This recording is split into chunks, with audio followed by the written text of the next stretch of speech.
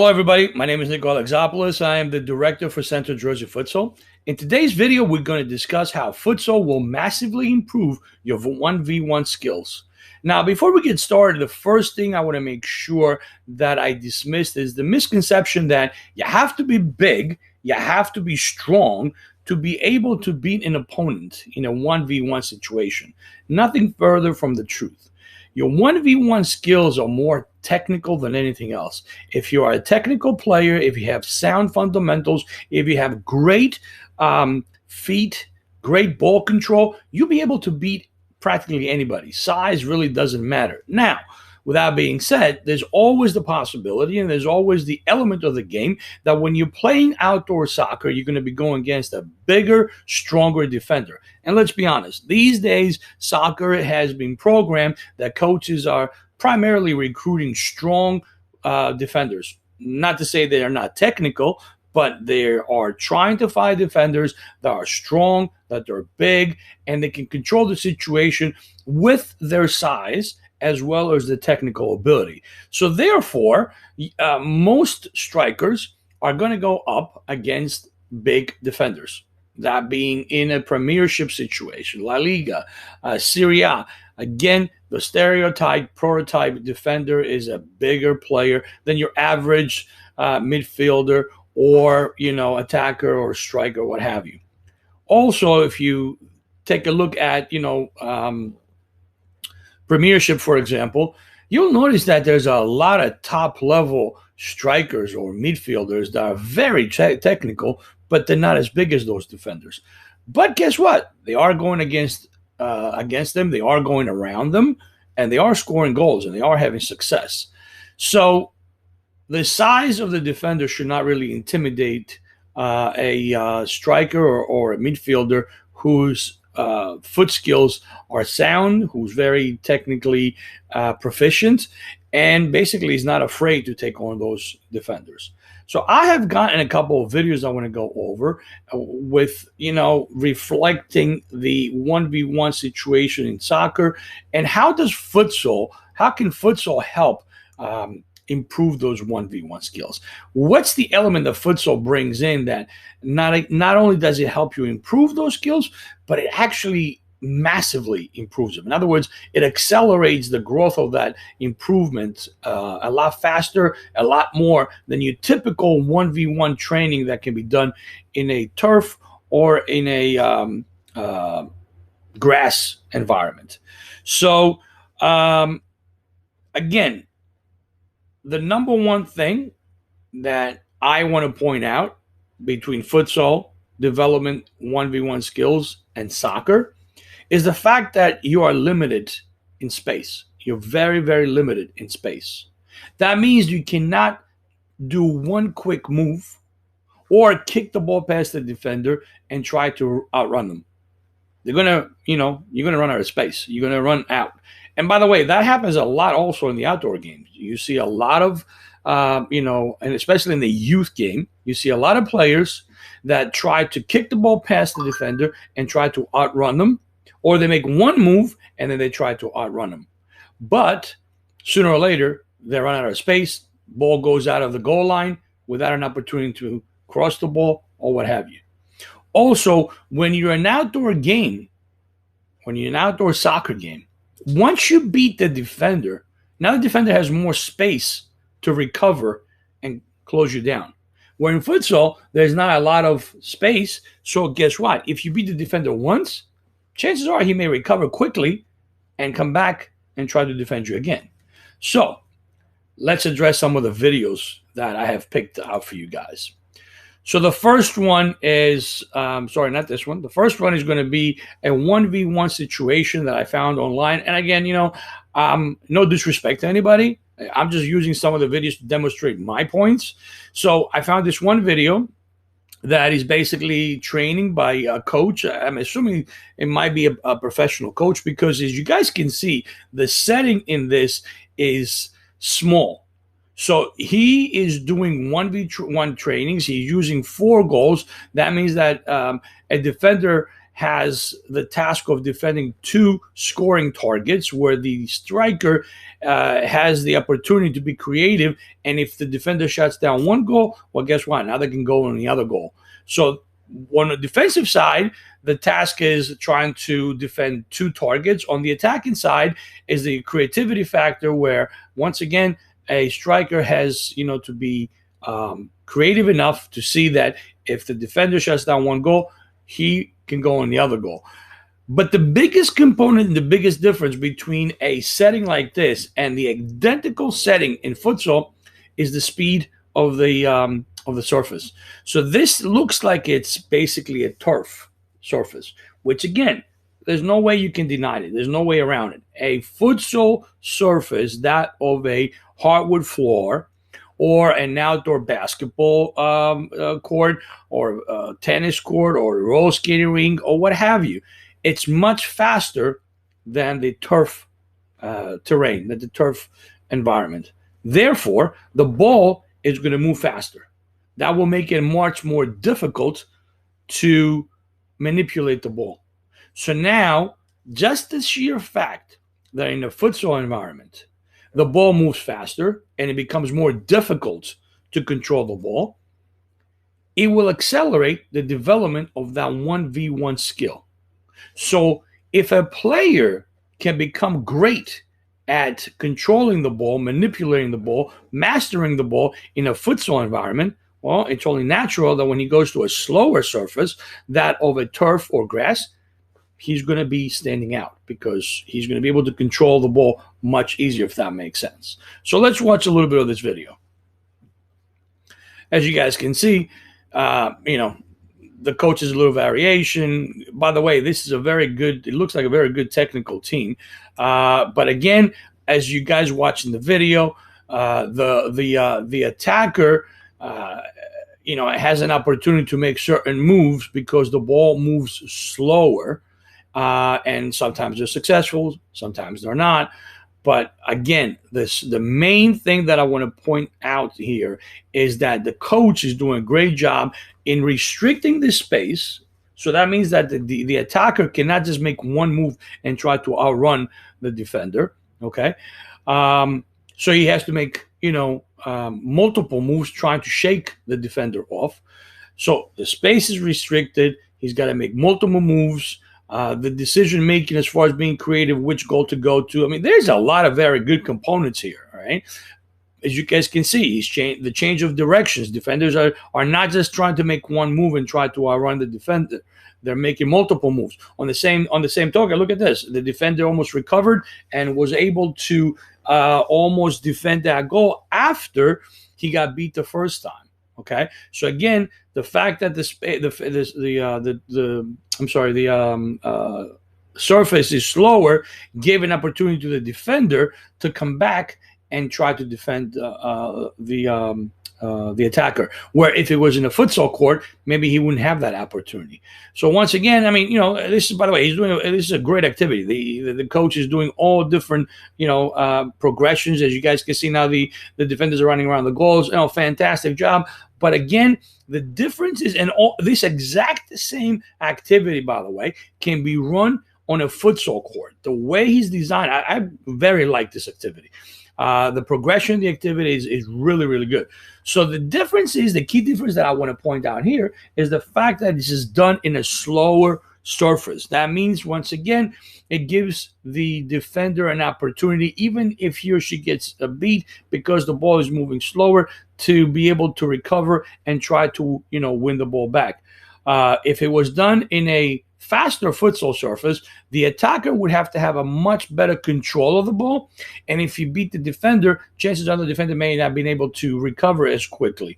But again, I'm only talking about this because of the restrictive space. Okay. So again, the point I want to make, the biggest point is, in an outdoor game, and I'm going to show you guys another video where the video is promoting that, hey, beat your defender with one move or two moves, what have you, and then try to outrace them. Okay. And I personally don't think that's the greatest scenario. Could it happen in soccer? Yeah, absolutely. If you're going to beat the defender and try to outrun him and you can outrun him, absolutely. You should absolutely try to do that. There are certain scenarios that in outdoor soccer, if you beat the defender, you try to get away from him. If the situation, if the moment of the game presents that and you can get away with it as an attacker, absolutely. You see it all the time. This particular video is focusing or concentrating on the development of the foot skills, development of beating a player, an opponent on a 1v1 situation using your technical ability, not your speed. Okay, so again, the space restriction, which I like a lot. That means you can't outrun an opponent after you make after you beat them. I'm a fan of. Basically, in this particular exercise, because it's restrictive, because it's small environment, the attacker has to constantly have the ball at the feet. You got to be able to have confidence. You got to be able to run into the attacker. I'm sorry, the defender. So a lot of good elements. But again, the biggest difference is the surface. In a futsal environment, the surface is much more difficult. So let's go now to this video where it's basically a coach illustrating a 3v1. Obviously, you guys are not going to see now. This is on a court. This is on a futsal environment. And the coach is going to demonstrate the activity where basically an attacker becomes a defender after he beats the defender, and then now the coach is using the progression that there's 3 different angles to defend, which again are great expansions of the activity, progressions of the activity, if you will. But the key difference that I want you guys to focus in is that the surface is much more fluent, much more slicker, faster. That means that the player controlling the ball now has to have a better control of the ball, much better control of the ball. Now, he goes back and forth into professional games, and you guys can see, obviously professionals, it looks like the ball is glued to their feet. One comment that I want to make from a parent that had played soccer and it was one of our trainings, he said that one of the reasons that he really didn't want to play futsal and he never really tried it is because when he did give it a try once or twice, it was much more difficult. And that's exactly spot on. When you put a player in a more difficult situation because he's on a futsal environment, well, that player, when he goes onto the outdoor environment of turf or grass, is going to be able to stand out much easier than the player who's never played futsal. So once again, this just goes back and forth, diagramming the progression in the activity. But what I want to focus is this. As you guys can see, the surface is much more difficult to control the ball. So now the player has to work much harder to maintain control of the ball. Once again, going from this environment to a turf or grass environment will only improve and make you stand out, like night and day among your peers, among your teammates. Listen, I've been teaching futsal for the better part now of like 15 years. And I get these testimonials every season. Coach, my son is like, he skills when they go from the indoor environment to the outdoor environment. Parents are constantly testifying that there is a noticeable difference. There's a noticeable difference because their son or their daughter has a better control of the ball. It's faster. So when they go against, those same teammates in a grass or a turf environment, their children just stand out. That's the bottom line. So this is the element that I want to point out, and this is what I want you guys to focus on. Okay. The technique, running at the defender, making quick decisions, being confident on the ball, all that's great 1v1 elements. But the key factor, once again, I'm going to keep repeating it, is that I want you guys to concentrate on the difference between the two surfaces. Much more difficult to control the ball in a futsal surface than it is on a soccer surface. Obviously, these kids have, practicing on it. And you guys might see that they make it look fairly easy. But again, If you put a player that has never played futsal before on this environment, and we train top level players. We have a program, the elite player program training, and we have some high level soccer players coming in to train with us. The first few repetitions when they get on and try to do these activities, believe me, they struggle because it's an adjustment coming from a slower court of a turf or grass into a futsal court, which is much more difficult, much more a lot more faster. Okay, hope that made sense. Now let's move forward to, once again, I found this video where they are basically, let me find the beginning. It was a pretty good picture that they had here. They're basically trying to illustrate and point out the difference between a small, you can see the big defender there taking on the smaller attacker. Okay, and one of the things that here it is. I like that. I like this picture. Look how big the defender is and how much smaller the attacker is. So the misconception is that if the defender is bigger and stronger, well, the attacker has no chance, which is nothing further from the truth. Nothing further from the truth. In fact, when I played, I was not the tallest player in the field. I was not the biggest, strongest. But I tell you one thing: when I played against smaller, elusive attackers, oh my God, it was just so much more difficult to defend them, to slow them down. Now, once again, in soccer, there are certain things that are allowed in that 1v1 battle that typically is not allowed in the youth futsal game. The youth futsal game is much more protected from contact, from bumping, from shoulder to shoulder, from grabbing than it is that of a professional futsal game. A professional futsal game, you will see some things that are allowed that are not being allowed in the youth game. Once again, it's because the youth game is trying to protect the players from injuries, number one, and they're also trying to concentrating on beating an opponent with technical skills, not grabbing, not pushing, not using your shoulders, not checking the player. They want to make sure that it's focused on technical aspect. Okay, so when we tell parents or coaches that are beginning their journey through futsal, that in the youth leagues, some of the calls that are allowed in soccer are not allowed, and they're like, well, what do you mean? It's shoulder to shoulder, or it's bumping, or it's this, or it's that. Well, yeah, soccer, outdoor soccer, it's allowed. In indoor futsal for the youth ages is not, because once again, I repeat myself. Number one reason is you want to protect the players not getting hurt on the hardwood floor. And I'm sorry, my earbuds keep falling out. And number two is that we want to concentrate. We want to focus on the technical ability of the player. Okay, so let's go real quickly. And as this video plays, I'm going to shut the volume.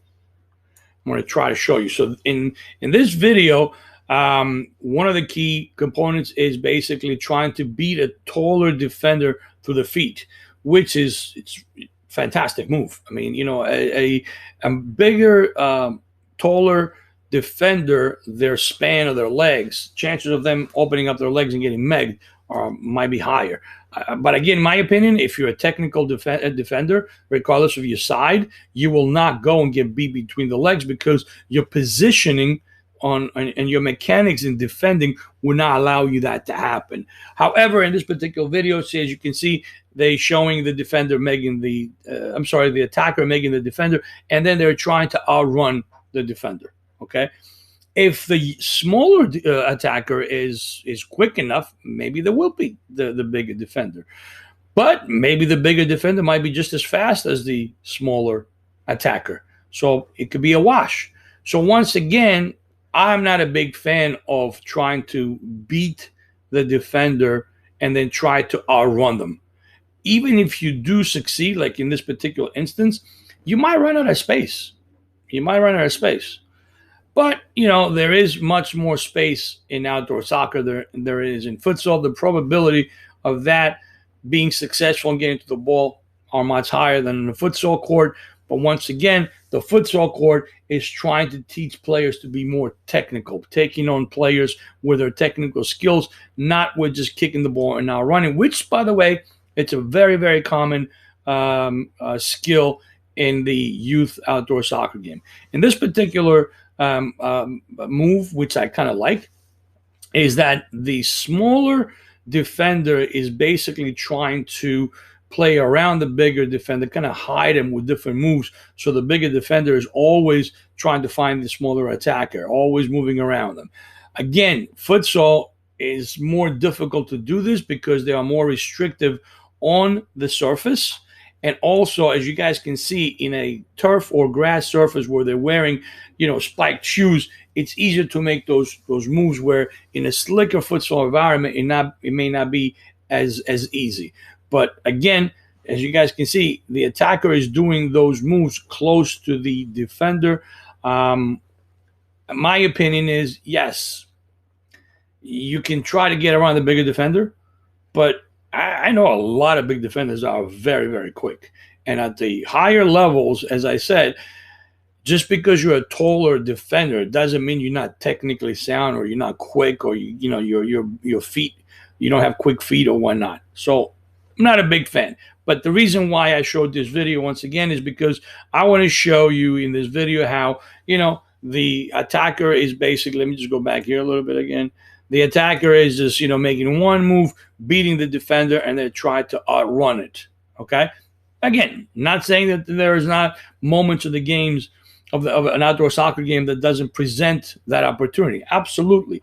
But the futsal game in the 1v1 situation is exactly that, is to build massive skills, foot skills, where you can basically control the ball, and you don't care how big or how small your defender is. You don't care how quick your defender is.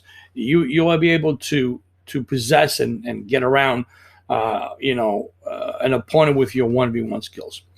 So the next video I want to do is obviously somebody that needs no introduction, and that is Ronaldo.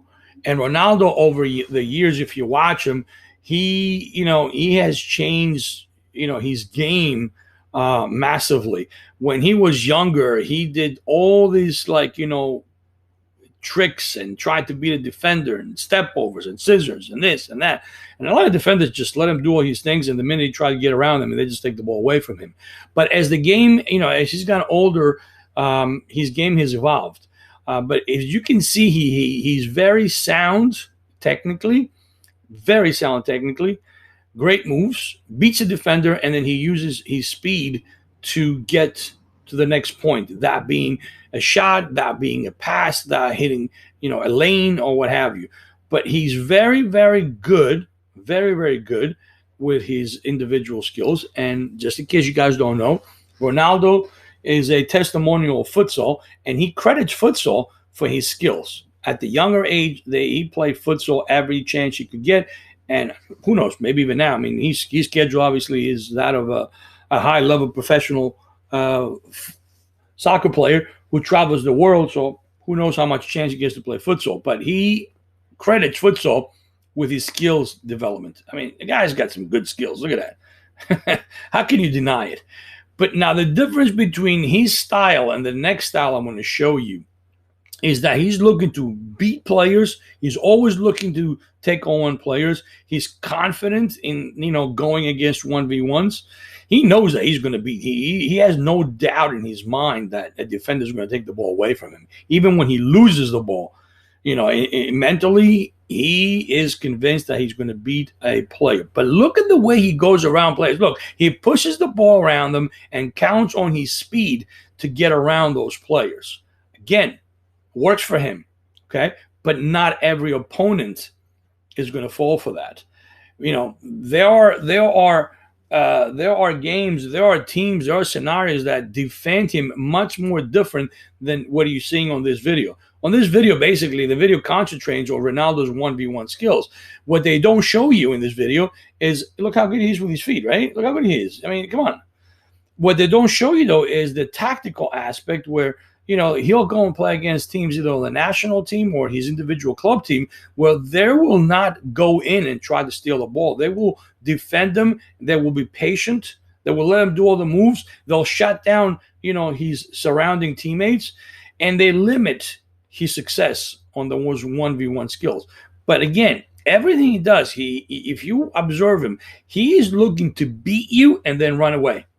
He's looking to beat you and run away, which again, it works for him. There's times where it seems like he's going to run out of, space, but because of how good he is, he gets to the ball. But that's an example of a high-level player who has spent a lot of time developing his 1v1 skills in futsal. Okay, at a younger youth soccer games, that may not be the case. Okay, and again, he's playing in a soccer oriented environment and on grass fields where it's slower. Okay, look, he's pushing the ball and beating defenders, but his technical skills when he has to go 1v1 and make those moves and protect the ball, shield the ball, are there, no doubt. Okay, no doubt. So I'm showing you one skill, one type of 1v1 that seems to suit Ronaldo very well, and then I'm going to show you a different level of 1v1. So the last level is this man who, hope you know him. His name is Ronaldinho. He played for Barcelona for a lot of years. Probably one of the best individually skilled players that have ever played the game of soccer, and you'll see why in just a minute. Ronaldinho loves futsal. Ronaldinho grew up on futsal. Ronaldinho played futsal alongside his soccer career, and Ronaldinho keeps playing futsal.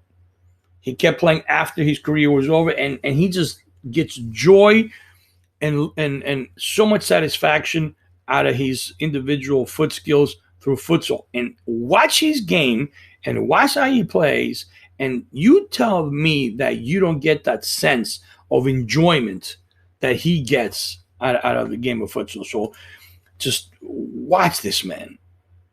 It's just a pleasure to watch this man. He's the fun that he has. Watch his feet. Now, as you will see in his skills, and by the way, again, this is professional. By the way, this is professional futsal. So he's getting tugged, he's getting pulled. They're trying to slow him down. Look how proficient he is with his skills on a futsal court. I mean, you just cannot take the ball. Look, they're pushing him, they're grabbing him, they're trying to slow him down. Which again, in a professional futsal level, a lot of those things are allowed. On a youth level, are not allowed. I repeat myself. Okay, parents, don't go to an event and say, well, you can do that professionally. Professionally is different than youth. Watch where he's not in a rush. He's not in a rush to beat you and then run around you. He just loves dribbling. God, his skills are just tremendous on a futsal court. Phenomenal. If you guys don't see the joy in him performing his skills and try to beat you, so he beats you, he comes around and beats you again, and a third time, and maybe even a fourth. He's not in a rush to outrun you. He's not in a rush to beat you and then run away from you. His skills are so high that he feels he just beat you, 2, 3, 4 times, as many times as it takes before he gets, to score a goal. Okay. By the way, quick moment. There is a term that defines soccer as the beautiful game. And that's something that in American culture, either we don't see, we don't know, or we forget. It's called the beautiful game because of all this, because of your 1v1 skills, because of the passing ability that teams have, like the Spanish teams, the game awareness, the joy that the Brazilian teams have in playing the game. So you can have a game that's a 0-0 game and still be a beautiful game, a beautiful contest, because of all the intricates, because of all the individual moments in the game, because of all the individual, things that happen within the game, that although there was no score, true soccer fans appreciate that. And that's something that we have to learn in youth soccer culture. We put so much emphasis in scoring goals and winning that all we care about is, as long as we get the goal, as long as we get the win, it doesn't really matter how, we're winners. Well, there's debate on that. And I'm not going to get into it now, but there's definitely debate. Well, we won, but we won with a beautiful game style. Or, you know what, we won. It doesn't matter how we won. It was ugly. We didn't deserve to win. We got a lucky break, and, hey, we won. That's all that matters. Just different debates. I'm not going to get into that. But what I wanted to point out is worldwide, there's a reason why they call it the beautiful game, because players enjoy the creativity, the individuality that they bring. And you don't have to be an attacker to have sick moves or perfect your 1v1 skills. You could be a midfielder, you could be a defender. Heck, these days goalkeepers are expected to have quality 1v1 skills. This way, when the ball gets played back to you, okay, and the video's over, when the ball gets played back to you, you have the ability to be able to control the ball from the attacking, the attackers, and be able to pass the ball to your teammates as a goalkeeper. These days, goalkeepers are expected to be able to control the ball as good as any other player on the field. Look, if you're a goalkeeper, and I don't want to get into a lengthy conversation, the attack starts with you. The attack starts with the goalkeeper, and it ends with the goalkeeper, meaning that if you're being attacked, the goalkeeper is your last line of defense. So a goalkeeper is just as important to be technically sound as any other player on the field. Unfortunately, for what I see in futsal, goalkeepers do not get trained, or they don't see as futsal as a quality development tool. This particular gentleman that you see right here, all black, not the gentleman that has the ball, but the other gentleman defending, is actually a goalkeeper that trains with us. His name is Rio Guevara, and he's been training with me since he was, I think, like 10 or 11 years old. Right now, he's 18 years old. He is a member of the U.S. Youth Futsal National Team. He has traveled to Argentina and played futsal with Boca Juniors. He trains in our program. And guess what? He's a phenomenal goalkeeper that can do half splits, K saves. He utilizes his futsal skills that he has acquired over the years and plays for our, right now he actually plays for City Stars. Last 2 years he played for my team, the U18s, but they aged out. He was actually 2 years younger when he was playing for us. So the team aged out, so he moved on and he's playing for City Stars. But he's a phenomenal goalkeeper in his outdoor game, and a lot of it is because his futsal development. So right here, he's defending a striker. Bryson is another quality player who trains with us all the way from Delaware, believe it or not. He travels the world and trains with a lot of different coaches, a lot of different scenarios, perspectives.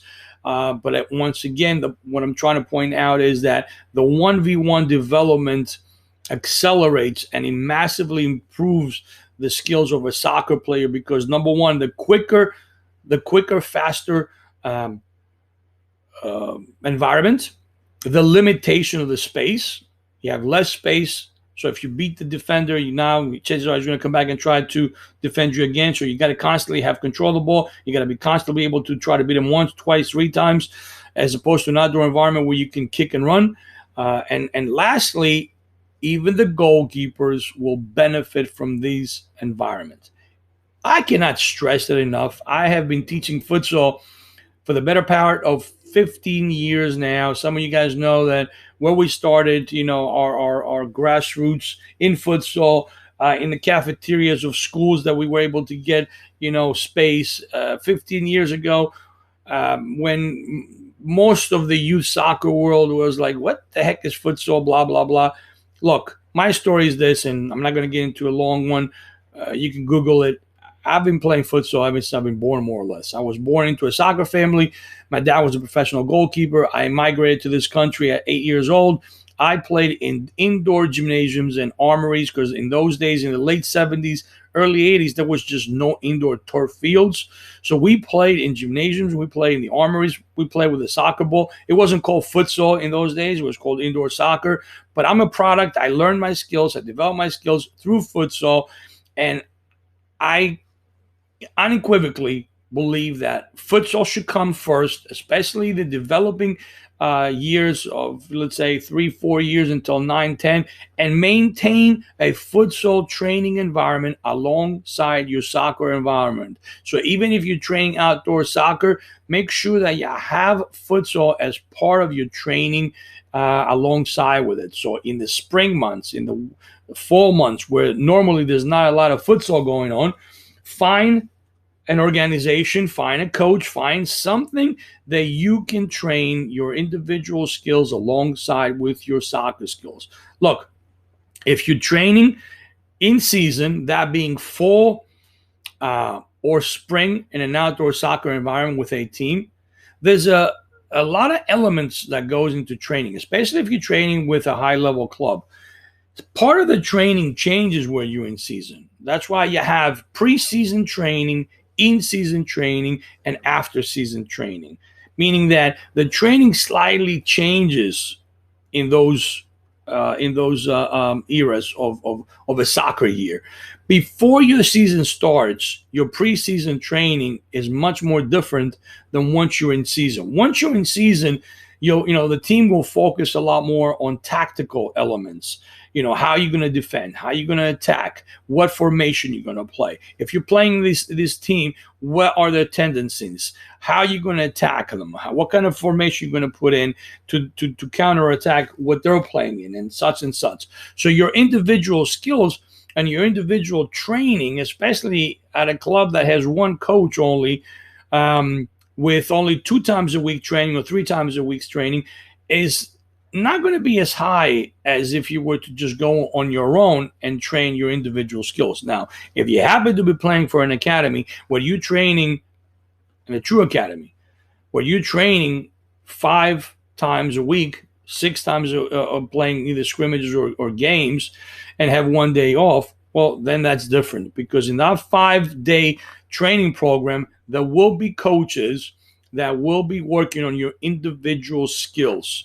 So an academy, for example, like the MLS, Philadelphia Union, or Red Bulls in our area here, since we're in New Jersey, in their 5-day training schedule, it's incremented, it's scripted.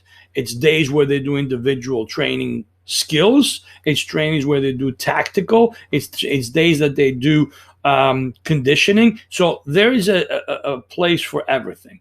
But if you're just playing for a club or an academy that trains 2-3 times a week, chances are you're not going to have a lot of time to practice on your individual skills. My recommendation is find an outfit, find a coach, find an organization that offers futsal training year round. Here's some of our sayings that we go over and over again. Hashtag year round futsal. Hashtag futsal first. Hashtag made by futsal. These are the 3 things that we constantly, the 3 sayings, our 3 slogans that we constantly use repetitive, because again, we believe that futsal unequivocally, it's been proven, will massively improve your 1v1 skills. Some of the best players in the world have been raised in futsal. It's not something new. It's not a fad. It's not going away. It's something that the faster you become part of it, the faster you increase your skills, the better chance you will have of being noticed and play at a higher level. If you don't, somebody else will. You're going to wake up one morning and realize, I should have done that. As a player, as a parent, as a family, I would also go as far as to say, coaches, you should have futsal as part of your training arsenal. And I'm not the only one that says so. U.S. Soccer is moving forward to start mandate initiatives where soccer clubs are going to be pushed, are going to be mandated eventually to have a year-round futsal program for this particular purpose alongside with their soccer curriculum. Okay, guys? enough said. I hope you guys appreciated this video. I hope you guys saw the nugget of why futsal will massively improve your 1v1 skills as opposed to a soccer environment. Please subscribe, please share, please like. Oh, by the way, hit that little ding bell and make sure that you know when new content comes out, you get it on our tube. It allows us to navigate through all the clutter of YouTube and bring more notice about futsal. Once again, Central Jersey Futsal is not just an organization that we're looking to host, tournaments and leagues and whatnot. We really emphasize the value of futsal. We want to be a huge part of your improvement, of your development. We want to be a huge part in bringing futsal awareness to everybody, because we strongly believe you can play futsal with us or you can play futsal in any organization. We just want to make sure that everybody understands that.